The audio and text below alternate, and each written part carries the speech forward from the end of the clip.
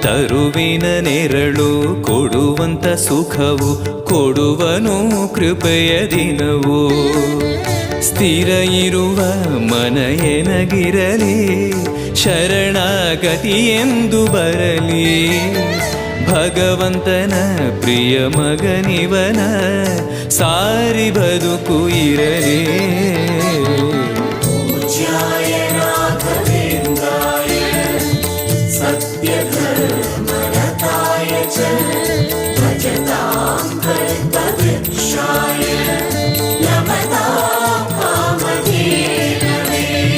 ಆಲಯವೆಂದರೆ ಮಂತ್ರಾಲಯವೇ, ಬೇರೆ ನಾ ಅರಿಯಲಾರೆ. ರಾಜನು ಎಂದರೆ ಶ್ರೀ ಗುರು ರಾಜನೇ, ಮತ್ತು ನಾ ತಿಳಿಯಲಾರೆ. ಆಲಯವೆಂದರೆ